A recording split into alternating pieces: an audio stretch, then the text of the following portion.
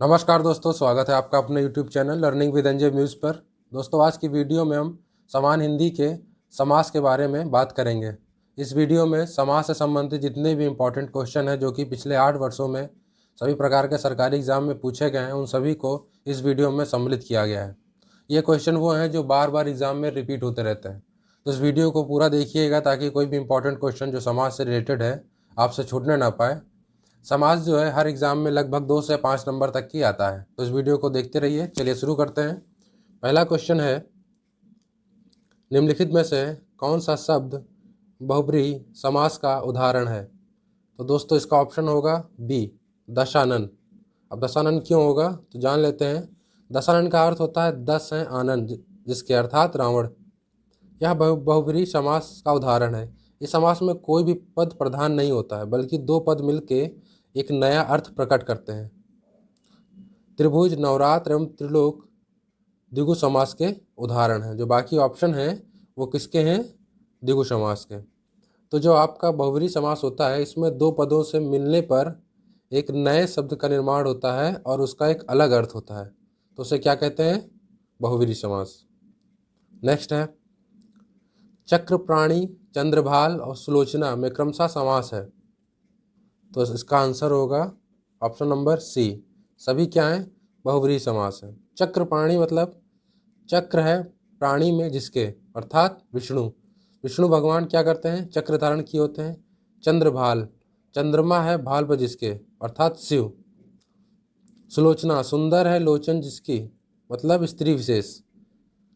अतः चक्र, प्राणी, चंद्रभाल और सुलोचना में बहुब्रीहि समास है। तो ये सब क्या हो रहे हैं? एक अलग अलग अर्थ प्रकट कर रहे हैं। मतलब चक्र है प्राणी जिसमें, मतलब जिसके हाथों में चक्र है एक विशेष, तो क्या हो गया? वो विष्णु जी। और चंद्रमा है भाल पर जिसके, और चंद्रमा जो धारण किए हैं वो कौन है? वो है शिव जी। और सुंदर है लोचन जिसके, तो स्त्रियों के ही लोचन सुंदर होते हैं, तो उसी के बारे में बताई गई। तो यहाँ पे स्त्री विशेष की बात की गई है। तो इन सबसे में क्या पता चलता है? इसमें क्या होगा? ये सभी क्या होंगे? बहुब्रीहि समास। नेक्स्ट पे चलते हैं। बहुब्रीहि समास का उदाहरण कौन सा है? तो दोस्तों कौन सा होगा? पंचवटी, ये नहीं होगा। करोड़पति, ये भी नहीं होगा। चरण कमल, ये भी नहीं होगा। तो कौन सा होगा? ऑप्शन नंबर सी, चतुर्भुज। बहुब्रीहि समास का उदाहरण चतुर्भुज है। बहुब्रीहि समास वह होता है जिसमें पूर्व पद व उत्तर पद दोनों ही प्रधान नहीं होते, दोनों मिलकर तीसरे पद की व्याख्या करते हैं, अर्थात दोनों मिलकर किसी तीसरे शब्द की ओर संकेत करते हैं। जैसे चतुर्भुज मतलब चार हैं भुजाएं जिसकी, अर्थात विष्णु जी। तो अभी आपको मैंने आगे बता चुके हैं। नेक्स्ट है, नीचे दिए गए शब्दों में अव्ययी समास का चयन कीजिए। तो दोस्तों यह होगा आजीवन। अव्ययी समास की एक कॉमन पहचान ये होती है कि उसमें उपसर्ग से पहचान सकते हैं, जैसे कि आजीवन शब्द में आ हो गया। आजीवन शब्द का अर्थ है जीवन भर। इसमें अव्ययी भाव समास है जिस समास में पहला पद अव्यय और दूसरा पद संज्ञा हो और समास पद में अव्यय के अर्थ की प्रधानता हो, तो उसे क्या बोलेंगे? अव्ययी भाव समास। नेक्स्ट पे चलते हैं। सरासर में कौन सा समास है? तो दोस्तों सरासर में क्या होगा? ऑप्शन नंबर सी, अव्ययी भाव। अव्ययों तथा उपसर्गों के साथ साथ संज्ञा पदों का समास अव्ययी भाव समास कहलाता है। इसमें पूर्व पद प्रधान समास भी कहते हैं। इस समास में पूर्व पद अव्यय होता है, अतः संपूर्ण समासिक पद भी अव्यय बन जाता है। हिंदी में अव्यय समास निष्पादन पद है। तो दोस्तों नेक्स्ट पे चलते हैं। नीचे दिए गए अव्ययी भाव समास का चयन कीजिए। तो इसमें कौन सा होगा? आजीवन होगा। तो ये हो चुका है क्वेश्चन। नेक्स्ट पे चलते हैं। सरासर ये भी हो चुका है। धीरे धीरे का समास क्या है? तो धीरे धीरे में होगा अव्ययी भाव। अव्ययी का अर्थ है अव्यय हो जाना। वास्तव में यह क्रिया विशेषण अव्यय का काम करता है, अर्थात क्रिया की विशेषता बताता है। तो धीरे धीरे मतलब कोई भी चीज़ है तो वो धीरे धीरे हो रही, तो क्या बता रहा है? क्रिया की विशेषता बता रहा है। पहले खंड की प्रधानता होती है। उदाहरण स्वरूप भरपेट में अव्ययी भाव समास है। अव्ययी भाव समास के कुछ उदाहरण इस प्रकार भी हैं: अनजाने, दिनों दिन, रातों रात, कानों कान, हाथों हाथ, बीचों बीच, धीरे धीरे, आमने सामने। इस तरह के जो शब्द हैं वो क्या कहलाएंगे? अव्ययी भाव समास। नेक्स्ट पे चलते हैं दोस्तों, भरपेट में क्या होगा? तो भरपेट में क्या होगा? अव्ययी भाव समास। Option number A. नेक्स्ट पे चलते हैं पथभ्रष्ट। पथभ्रष्ट में क्या होगा? पथभ्रष्ट में समास होगा तत्पुरुष समास। क्यों होगा जान लेते हैं। पथभ्रष्ट में तत्पुरुष समास है, यह अपादान तत्पुरुष के अंतर्गत आता है। यहाँ समास के पूर्व पक्ष में अपादान की विभक्ति अर्थात से का भाव हो, वहाँ अपादान तत्पुरुष समास होता है। अर्थात पथ से भ्रष्ट, तो से अलगाव आ रहा है, मतलब से अलग हो रहा है भी। तो यहाँ पे क्या होगा? तत्पुरुष समास। अष्टाध्यायी। अष्टाध्यायी ये होगा द्विगु समास। क्यों होगा? अष्टाध्यायी में द्विगु समास होगा जिस समास में प्रथम पद संख्या और अंतिम पद संज्ञा हो उसे द्विगु समास कहते हैं। तो यहाँ प्रथम पद क्या है? अष्ट मतलब 8, तो यहाँ से पहला पद क्या हो रहा है? संख्या हो रहा है, इस वजह से क्या हो गया? द्विगु समास। योगदान में कौन सा समास है? योगदान मतलब तत्पुरुष समास। योगदान का समास विग्रह अगर करेंगे तो योग का दान का तत्पुरुष में आ रहा है, तो इसके लिए क्या होगा?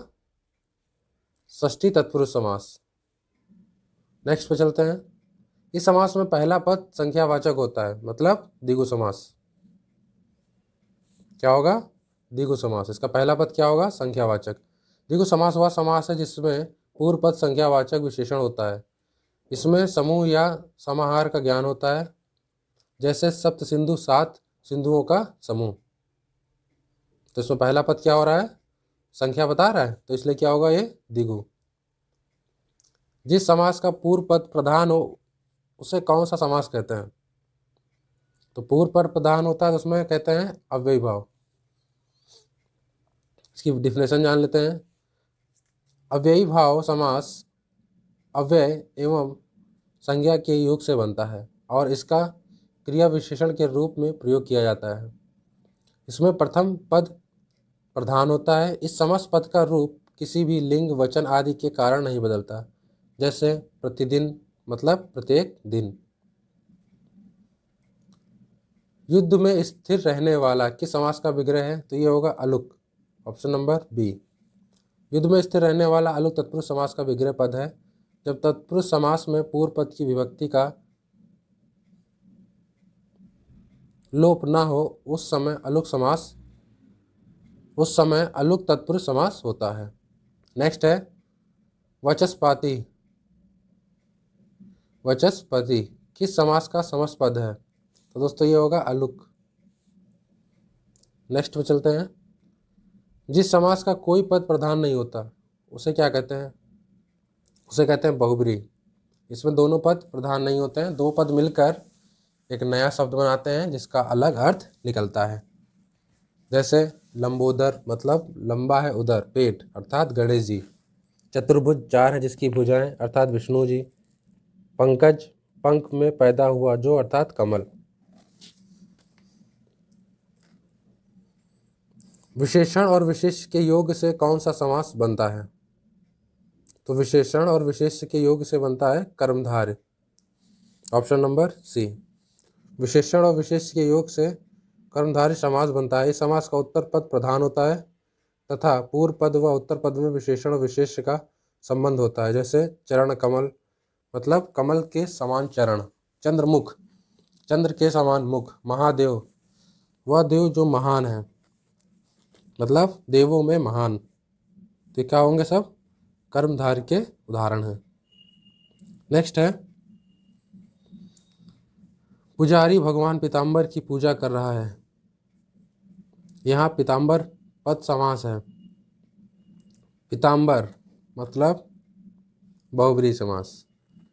पुजारी भगवान पीताम्बर की पूजा कर रहा है, यहाँ पीताम्बर पद में बहुब्री समास है। पीताम्बर का विग्रह करेंगे, पित मतलब पीला, अंबर मतलब वस्त्र अर्थात विष्णु जी। विष्णु जी का वस्त्र पीला होता है ना। समास में आए पदों को छोड़कर जब किसी अन्य पद की प्रधानता हो तब उसे बहुब्री समास कहते हैं। यहाँ भी पीत एवं अंबर दो पद मिलकर एक नया पद बना रहे हैं, अतः यहाँ बहुब्री समास है। कर्मधारय समास में विशेषण विशेष या उपमेय उपमान का संबंध होता है। नेक्स्ट पे चलते हैं। नीचे दिए गए शब्दों में से अव्ययी भाव समास का चयन कीजिए। तो उसका होगा आजीवन। तो आ उपसर्ग भी है, देखिए जिस शब्द का पहला पद अव्यय या प्रधान हो उसे अव्ययी भाव समास कहते हैं। जैसे प्रतिदिन, अजन्म, आजीवन, अनुरूप, इस प्रकार के शब्द। अष्टाध्यायी मतलब द्विगु।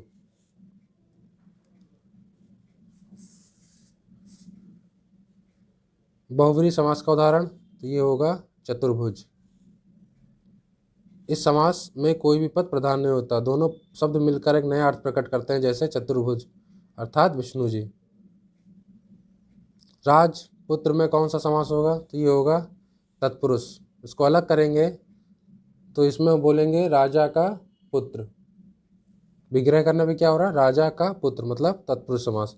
जिस समास में अंतिम पद प्रधान होता है उसे तत्पुरुष समास कहते हैं।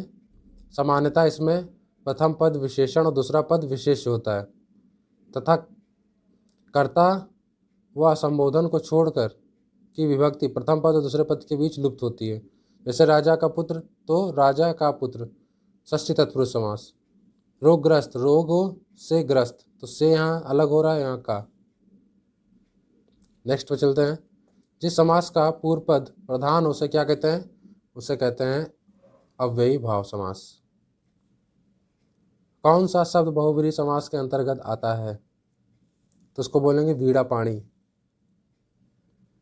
दो शब्दों से मिलकर बनना ना, वीणा और पाणी। इसका अर्थ होता है वीणा जिसके हाथ में हो अर्थात सरस्वती माता। वीणा जिसके हाथ में हो अर्थात सरस्वती माता। दुमाता शब्द, इसमें क्या होगा? द्विगु समास। लाल पीला शब्द द्वंद्व समास तथा विद्याभास तत्पुरुष समास है। कौन सा शब्द कर्मधारय समास नहीं है? तो इसमें होगा विद्याभास। इसमें क्या होता है? तत्पुरुष समास होगा। बाकी सब में कर्मधारय है। नीली है गाय जो, कृताकृत, प्रिय सखा। नेक्स्ट, इसमें कौन सा तत्पुरुष समास है? तो तत्पुरुष समास इसमें कौन सा होगा? आशातीत, ऑप्शन नंबर बी। अजन्म अव्ययी भाव है, शीतोष्ण द्वंद्व है, अष्टाध्यायी द्विगु है, तो बचा कौन सा? आशातीत। पंचानन में कौन सा समास है? तो पंचानन में होगा बहुब्रीहि समास, ऑप्शन नंबर बी बहुब्रीहि समास। पंचानन का अर्थ होता है शंकर। सिंह या बहुब्रीहि समास है। बहुब्रीहि समास में कोई पद प्रधान नहीं होता बल्कि दोनों पदों को मिलकर किसी तीसरे पद की ओर संकेत करते हैं, जैसे लंबोदर, दशानन, चक्रप्राणी आदि। जिस समास का अंतिम पद प्रधान होता है उसे तत्पुरुष समास होगा। माखन चोर, गगनचुंबी, रस भरा, पाकिट मार। जिस समास का पहला पद विशेषण तथा दूसरा पद विशेष होगा वो क्या होगा? कर्मधारय समास। जैसे महाकवि, महात्मा, परमेश्वर, नीलकमल आदि। जिस समास का प्रथम पद संख्यावाची दूसरा पद संख्या हो वो द्विगु समास कहलाता है, जैसे त्रिभुज, अठन्नी, नवरात्र, पंचवटी, नवरत्न आदि। नेक्स्ट है सतसई शब्द में समास का भेद बताइए। तो सतसई में द्विगु समास, ऑप्शन नंबर बी। सतसई अर्थात 700, इसलिए क्या हो गया? द्विगु समास। त्रिवेणी शब्द में कौन सा समास है? त्रिवेणी में भी द्विगु होगा। तीन आ रहा है ना, पहला पद संख्या 3, तो क्या हो गया? त्रिवेणी। त्रिवेणी शब्द में द्विगु समास होता है। द्विगु समास जिस समास पद का पूर्व पद संख्यावाचक विशेषण हो वह द्विगु समास कहलाता है। इसमें संख्या या समाहार का ज्ञान होता है। नेक्स्ट है 8 अध्याय हैं जिसमें यह किस समास का उदाहरण है? तो ये किसका होगा? बहुब्रीहि। तो इसमें आप कंफ्यूज ना होइएगा, द्विगु में इसमें बहुब्रीहि होगा। 8 अध्याय हो जिसमें मतलब अष्टाध्यायी, तो दो शब्द मिलकर एक नए शब्द का निर्माण कर रहे हैं ना, अष्टाध्यायी, तो इसलिए क्योंकि ये कन्फ्यूजन वाला है। इसमें आप देखेंगे 8 हैं अध्याय, 8 आ रहा है तो आपको लगेगा संख्या है, संज्ञा होगा तो द्विगु बोलेंगे, लेकिन द्विगु नहीं होगा। इसमें क्या होगा? बहुब्रीहि समास। तो दोस्तों ये इंपॉर्टेंट क्वेश्चन थे समास के। उम्मीद है आपको अच्छा लगा होगा। इसी प्रकार के वीडियो को पाने के लिए हमारे चैनल को सब्सक्राइब करें और ज़्यादा से ज़्यादा शेयर करें ताकि सभी ज़रूरतमंद लोगों के पास ये वीडियो पहुंच सके। तो अपना ख्याल रखिए। धन्यवाद।